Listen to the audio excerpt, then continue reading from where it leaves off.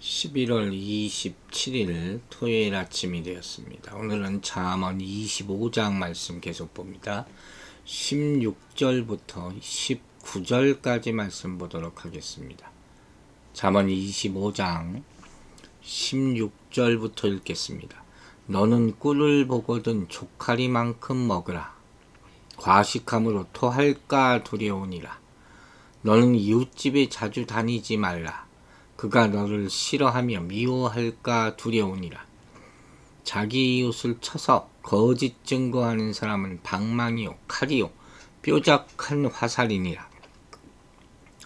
환난 날에 진실하지 못한 자를 의뢰하는 것은 부러진 이와 위골된 발 같으니라. 아멘. 자, 잠언의 후반부로 들어가면서 저는 더욱더 재밌고 또 아주 현실적이고 실질적인 예에 대한 말씀, 그 지혜에 대한 말씀이 나오는 것 같아요.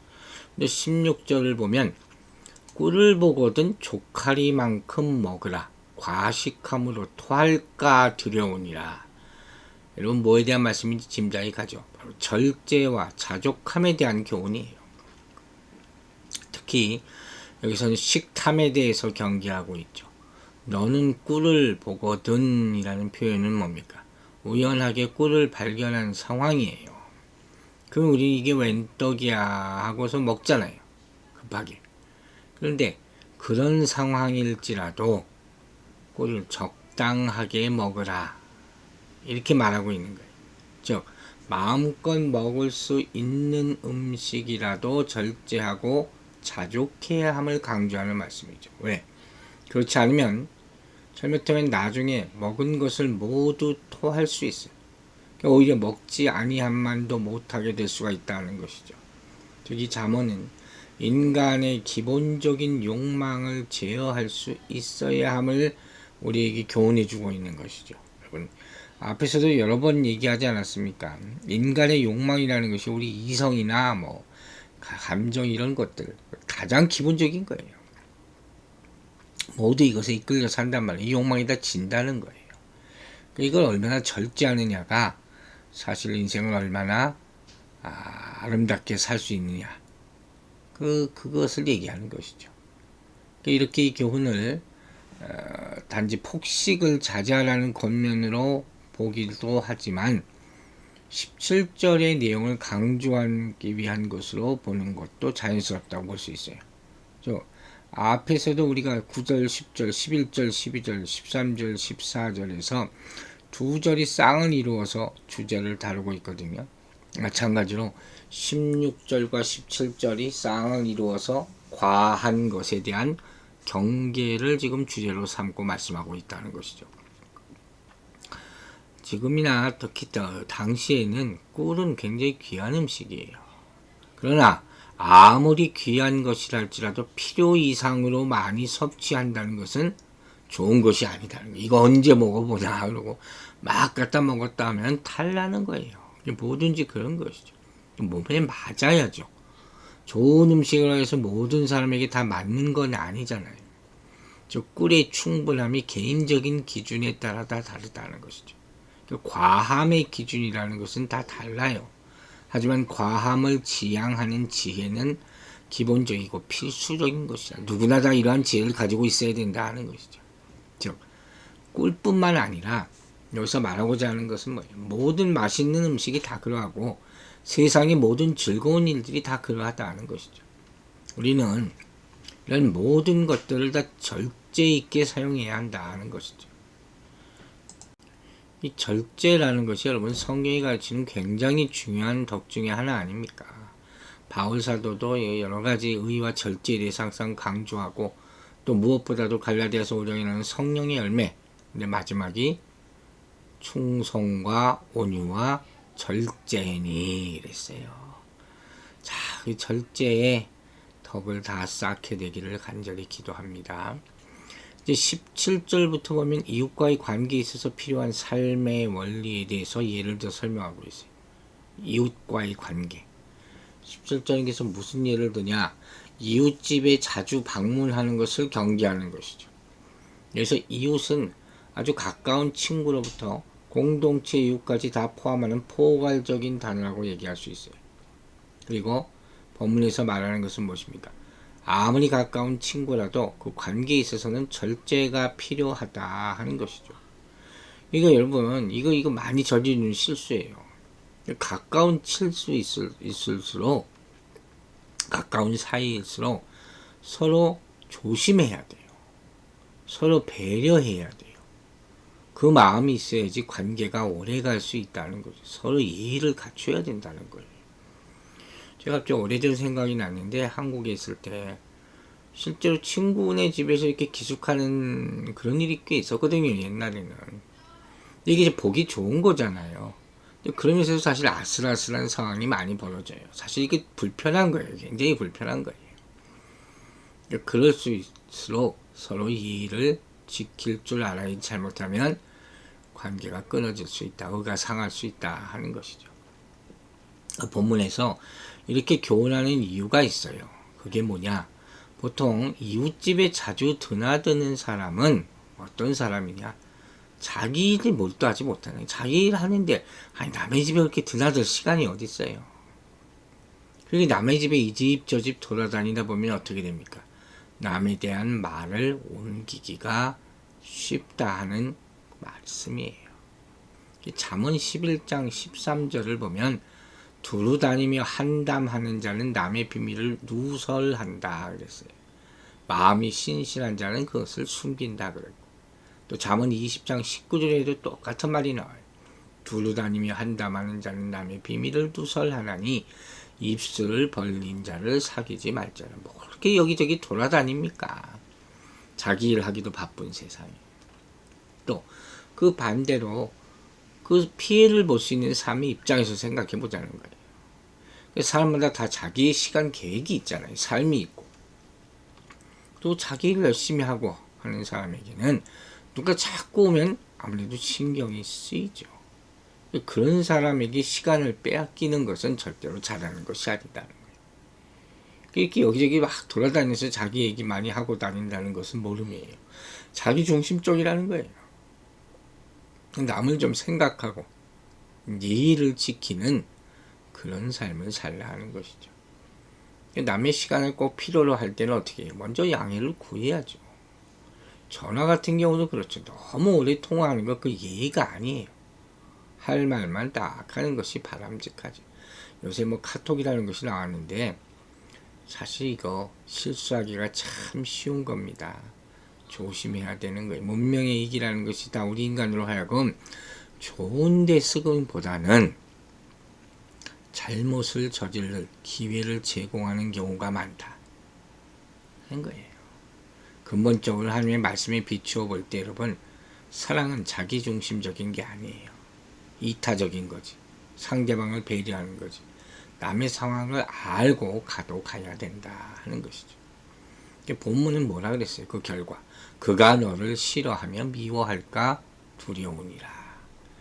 특별한 일이 없이 자꾸 남의 집에 드나드는 것은 이웃에게 폐가 되는 거죠.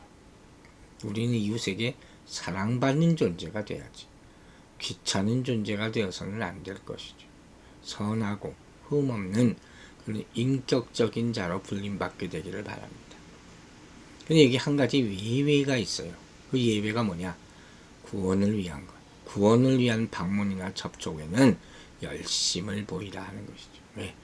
영혼 구원이 우리 사명이잖아요. 가장 귀한 일이기 때문에 그와 같은 일을 위해 접촉하고 방문하는 것은 기회를 잡아서 힘써야 할 일임을 또 잊지 마시기 바랍니다. 18절을 보면 뭐라 그랬어요? 자기 이웃을 쳐서 거짓 증거하는 사람은 방망이요, 칼이요, 뾰족한 화살이다. 참 특이한 말씀이에요.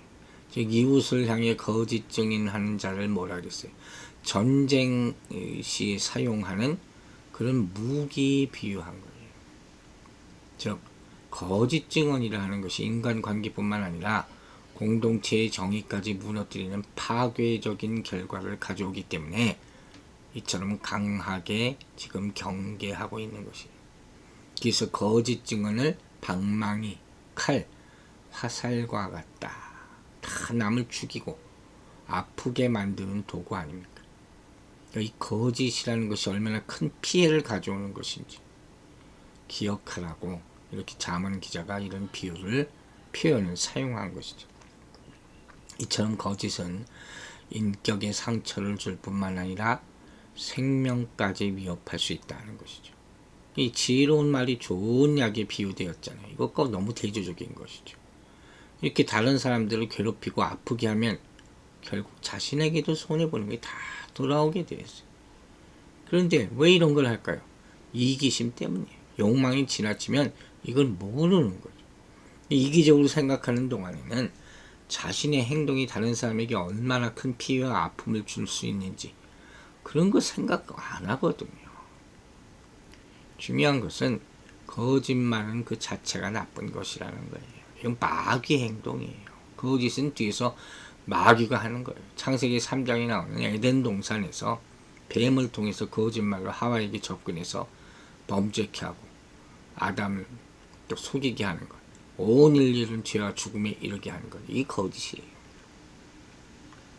이 요한복음 8장 44절에서 주님이 이렇게 말씀하십니다.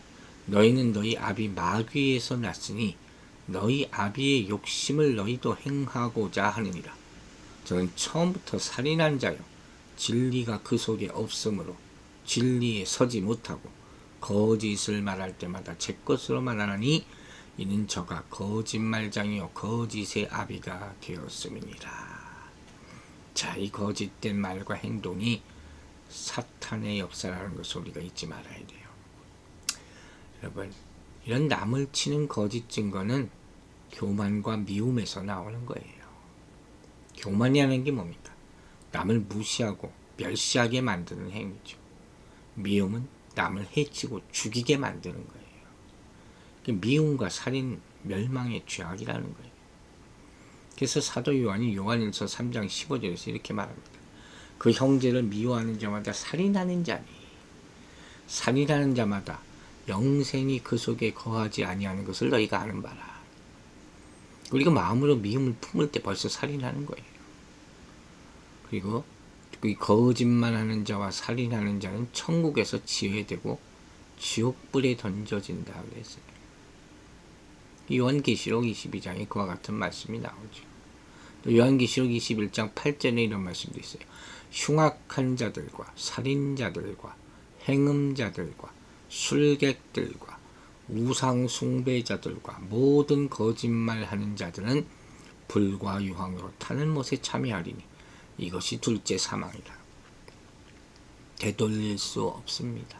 마지막이에요. 이제 19절은 이웃에 대한 신뢰 문제를 다룹니다. 이것도 참 심각한 문제죠. 즉, 환난 날에 진실하지 못한 자를 의뢰하는 것은 부러진 이와 위골된 발 같으니라. 이 말은 무슨 소리냐면 고통 중에 있을 때, 어려움에 빠졌을 때 진실하지 못한 자, 즉 패역한 자를 신뢰하게 되는 거예요. 그게 좋은 대로 따르게 되는 것은 내 인생에 아무 도움이 되지 못한다는 거죠. 그것을 부러진 이와 부러진 발에 비유해서 강조하고 있는 거예요. 그러니까 환난이라는 것이 닥치면 판단력을 잃어버리게 되는 거예요. 이런 사람들이 왜 의지를 합니까? 그 정도가 어려움에 우리 마음이 흔들린다는 거예요.